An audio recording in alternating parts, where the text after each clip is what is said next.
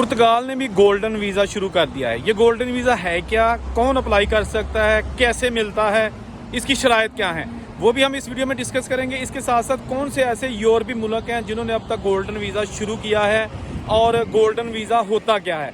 तो इस वीडियो के अंत तक देखिएगा, फिर मैं आपको कॉन्सेप्ट इसका क्लियर कर देता हूँ कि किन लोगों के लिए गोल्डन वीज़ा शुरू किया जाता है। अच्छा, यूरोप के जो मुल्क हैं जिन्होंने गोल्डन वीज़ा शुरू किया है उनमें पुर्तगाल, स्पेन, इटली, माल्टा, यूनान और कब्रस शामिल हैं। तो ये गोल्डन वीज़ा अभी तक तो जो स्पेन का है वो भी बड़ी अच्छी तरीके से जा रहा है, लेकिन हालिया दिनों जो पुर्तगाल ने अपने जो इमिग्रेशन है उसका प्रोसेस चेंज किया है और जो गैर मुल्की तारकीन वतन उनके मुल्क में आके वहाँ की नेशनैलिटी लेने के लिए जो प्रोसेस करते हैं उसमें तब्दीलियाँ कर दी हैं, सख्तियाँ कर दी हैं कि अब हर आम बंदा जो वहाँ पे जाएगा उसको वहाँ पर नेशनैलिटी के लिए प्रोसेस करने की इजाज़त नहीं होगी। उसके लिए बहुत सारी उन्होंने शराइत रख दी हैं, जिन्हीं में उन्होंने जो है ना एक ये सेपरेट प्रोसेस है गोल्डन वीज़े वाला, लेकिन गोल्डन वीज़ा हर आम बंदे के लिए नहीं होगा। उसकी क्या वजह है मैं आपके साथ शेयर करता हूँ। अच्छा, बहुत सारे ऐसे मुल्क हैं जो अपने मुल्क की सरमायाकारी को बेहतर करने के लिए गोल्डन वीज़ा शुरू करते हैं, जिसका मतलब ये होता है कि उनके मुल्क में सरमायाकारी करें और वहाँ की नेशनैलिटी लें। यानी कि दूसरे लफ्ज़ों में ये करें कि वो वीज़ा बेचते हैं, मतलब सादा अल्फाज में। तो जो अमीर लोग होते हैं वो सरमायाकारी करते हैं बड़े मुल्कों में और वहाँ का पासपोर्ट हासिल करने की कोशिश करते हैं और उसके साथ साथ जो भी उनको सहूलियात मिलती हैं वो भी वो साथ एंजॉय करते हैं। तो गोल्डन वीज़ा बेसिकली मुख्तलिफ मुल्क जो शुरू करते हैं उसका मकसद यही होता है कि सरमाया उनके मुल्क में आए।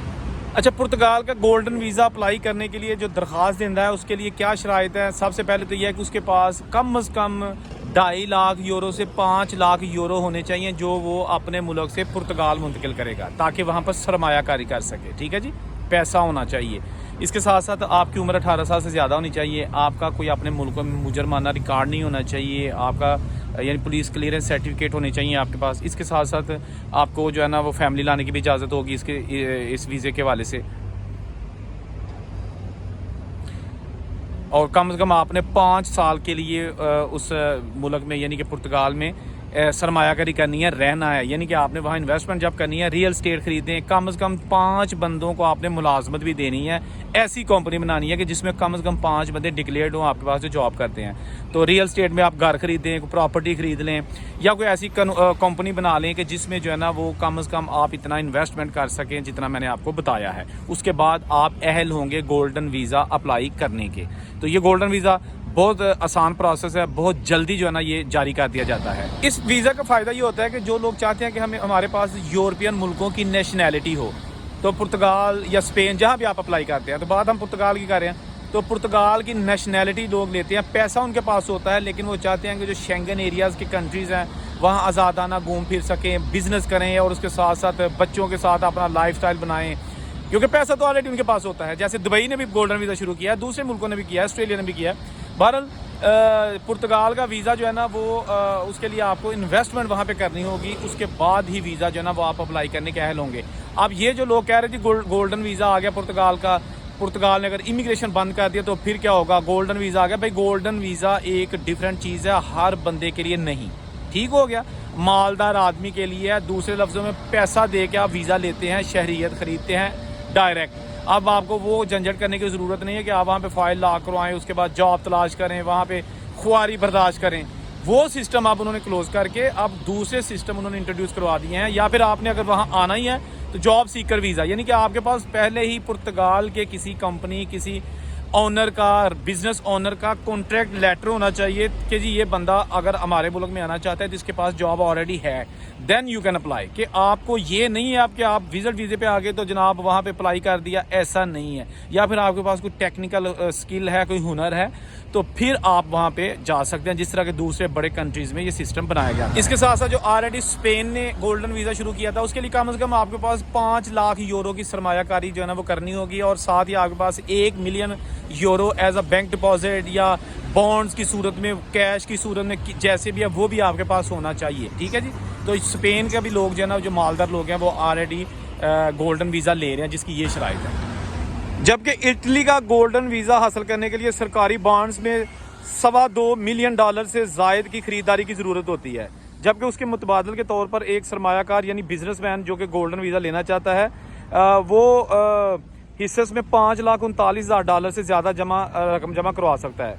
तो मुख्तलिफ जो सरमायाकार हैं वो भी इटली का जो है ना वो गोल्डन वीज़ा हासिल करने में लगे हुए हैं। इसके साथ साथ माल्टा जो मुल्क है यूरोपीय यूनियन का, उसका गोल्डन वीज़ा हासिल करने के लिए सरमायाकारों को कम से कम $3,78,000 की जायदाद खरीदने या $13,000 का कम से कम सालाना किराया बरकरार रखने की ज़रूरत है। प्रोग्राम के एजेंट के तौर पर काम करने वाली कंपनी के मुताबिक जनूबी माल्टा के लिए ये कदर कम है, यानी कि माल्टा के मुख्तलिफ एरियाज़ हैं, हर एक के लिए अलग अलग जो है ना वो है। इसके साथ साथ कई दूसरे मालक हैं जिनमें Australia, Canada, Austria, Luxembourg, Malaysia, Monaco, Namibia, New Zealand, Panama, Singapore, Thailand और UAE, हांगकॉन्ग, ये जो सारे मुल्क हैं ये भी गोल्डन वीज़ा इंट्रोड्यूस करवा चुके हैं और लोग इनसे भी वीज़ा ले रहे हैं। इवन कि मलेशिया ने भी जो है ना इंडोनेशिया ने भी गोल्डन वीज़ा मुतारफ़ कराया था, तो उनका भी प्रोसेस ये जारी रहा है। अब देखते हैं कि गोल्डन वीज़े से जो लोग हैं कौन कौन से मुस्तफ़ीद होते हैं, क्योंकि लोगों के पास अगर है तो बहुत सारा पैसा है, अगर नहीं तो किसी के पास कुछ भी नहीं है। तो बिजनेसमैनों के लिए गोल्डन वीज़ा होता है। पुर्तगाल ने इमिग्रेशन का प्रोसेस गुज़श्ता कई सालों से ओपन कर रखा था और लोग लीगल या इलीगल तरीके से जैसे भी पुर्तगाल पहुंच जाते थे उनको ये हक दिया जाता था कि वो वहाँ पर इमिग्रेशन के लिए अप्लाई करें और निफ नंबर लें, यानी टैक्स का नंबर लें और जॉब तलाश करें, जॉब करें और कॉन्ट्रैक्ट हासिल करें किसी मालिक से अपनी जॉब का, और अपनी जो लाइन में लग जाए, जो कि प्रोसेस होता है इमिग्रेशन का। इसके साथ साथ पुर्तगाल में भी दूसरे मुल्कों की तरह असाइलम करने का ऑप्शन मौजूद है और है अभी भी। उसमें आपको तकरीबन कोई 90 के लगभग यूरो भी महीने का खर्चा देते हैं, घर भी देते हैं और जिस तरह दूसरी सहूलियात है। गो कि ये ज़्यादा पैसे नहीं हैं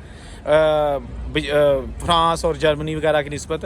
फ्रांस में जो है ना वो अगर आप असाइलम करते हैं तो वो आपको तकरीबन 450 तक भी मिलते हैं। अगर आप घर लेते हैं तो 250, अगर घर नहीं लेते 450 यूरो एक महीने के मिलते हैं। बहरहाल पुर्तगाल में सारे ऑप्शन मौजूद हैं। पुर्तगाल एक बड़ा खूबसूरत और अच्छा मुल्क है, बहुत पुराना मुल्क है, उसमें आज भी बड़ी तारीखी इमारतें मौजूद हैं। लेकिन बात ये थी कि पुर्तगाल को जिस तरह हमारे जो देसी कम्युनिटी उन्होंने यूज़ किया, वहाँ पे एज अ एजेंट हों या वहाँ पे कुछ भी हो, उन्होंने बड़ा लोगों का इस्तेसाल भी किया है। जो जॉब्स देते थे लोग, वो भी लोगों को ज़्यादा अच्छे पैसों पर जॉब्स नहीं देते थे। अगर कोई पुर्तगाल नया बंदा जाता था जॉब की तलाश में, किसी रेस्टोरेंट में जाता है या किसी भी जगह जाता है, तो उसको कहते थे कि भाई रोटी पे जॉब मिलेगी। आप अंदाज़ा करें कि पैसे नहीं हैं, रोटी खा लें या आपका हम टैक्स दे दिया करेंगे 280 यूरो महीने का, बाकी कुछ पैसा नहीं है। ऐसे भी मैं लोगों को जानता हूँ और उन्होंने किया है। कुछ ऐसे लोग हैं जिन्होंने वहाँ पे इतनी ज़्यादा घटिया किस्म की रिहाइशगाहें बनाई हुई हैं, लेकिन उसमें उन लोगों का कसूर नहीं है। उसमें कसूर जो वहाँ पे जाते हैं उनका भी है, क्योंकि वो चाहते नहीं कि ज़्यादा यूरो में पैसे खर्च करने पड़े। पुर्तगाल में अगर एक रात 100 यूरो में किसी अच्छे होटल में आप गुजारते हैं, तो किसी जो मतलब एक कमरे में 10-12 लोग हैं, 15 लोग हैं, तो वो 10 यूरो में एक रात आप गुजार सकते हैं। तो बहरहाल ये सारे प्रोसेस थे जो पुर्तगाल में काफ़ी अरसे से चल रहे थे, लेकिन फ़िलहाल उनकी जो हुकूमत है उन्होंने काफ़ी इस पर सोच विचार के बाद फैसला किया है कि अब हम जो इमिग्रेशन के प्रोसेस है उनको टाइट करेंगे, क्योंकि ऑलरेडी बर्डन बहुत ज़्यादा है। आयमा जो उनकी इमिग्रेशन की एक अथॉरिटी अदारा है, उसके ऊपर बहुत सारा प्रेशर है। अभी भी 4 लाख से ज़्यादा एप्लीकेशन हैं जिनके फैसले होने हैं और जिनको कार्ड मिलने हैं। कार्ड मीन्स के जो इमिग्रेशन का कार्ड होता है TRC, टेम्परेरी रेजिडेंस कार्ड। तो बहरहाल देखते हैं कि ये कहाँ तक सूरत हाल जाती है। जूं इसमें नई अपडेट्स आती जाएंगी, इसी चैनल पे आपको सबसे पहले मिलेंगी। जहाँ रहें खुश रहें। औरंगज़ेब को इजाज़त दीजिए। अल्लाह हाफिज़।